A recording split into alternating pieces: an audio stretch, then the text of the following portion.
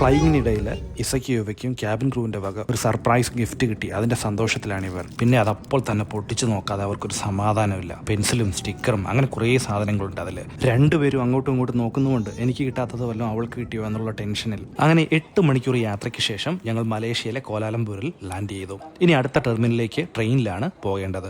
അവിടെ നിന്നാണ് ട്രിവാൻഡ്രത്തേക്കുള്ള ഫ്ലൈറ്റ് എടുക്കുന്നത്. ഇനി നമ്മൾ ട്രെയിനിലാണോ ഇന്ത്യയിൽ പോകുന്നത് എന്ന് ചോദിക്കാനും മറന്നില്ല. ഇതുപോലെ എസ്കലേറ്ററൊക്കെ കാണുവാണെങ്കിൽ ചാടി താഴെ ഇറങ്ങും, അതിൽ നിന്ന് പോകാൻ. എന്ത് ഭംഗിയായിട്ടല്ലേ മലേഷ്യൻ കൾച്ചർ മിനിയേച്ചറായിട്ട് ചെയ്തു വച്ചേക്കുന്നത്. 5 മണിക്കൂറിലേറെ ലേ ഓവറുണ്ട്. കുട്ടികളോടൊപ്പം ആകുമ്പോൾ ഈ 5 മണിക്കൂറൊക്കെ എത്ര പെട്ടെന്നാണ് പോകുന്നത്. അവിടെ നിന്ന് ഫുഡൊക്കെ കഴിച്ചു. പിന്നെ ഇവരുടെ കളിയും ചിരിയും ഒക്കെ കണ്ടിരുന്നപ്പോൾ അടുത്ത ഫ്ലൈറ്റിനുള്ള സമയമായി. വെറും 4 മണിക്കൂർ മാത്രമേ ഇനി ഫ്ലൈയിങ് ടൈം ഉള്ളൂ. ആ ഒരു ആവശ്യത്തിലാണ് ഞങ്ങൾ. അങ്ങനെ കാത്തിരിപ്പിനും വിരാമം വിട്ട് ഞങ്ങൾ തിരുവനന്തപുരത്ത് ലാൻഡ് ചെയ്തു. നേരെ വീട്ടിലെത്തി. പിറ്റേ ദിവസം രാവിലെ എഴുന്നേറ്റപ്പോൾ കണ്ടത് നല്ല മഴയാണ്. നാട്ടിലെ മഴ കണ്ടപ്പോൾ തന്നെ മനസ്സ് നിറഞ്ഞു. ബാക്കി വിശേഷമായിട്ട് അടുത്ത വീഡിയോയിൽ വരാം.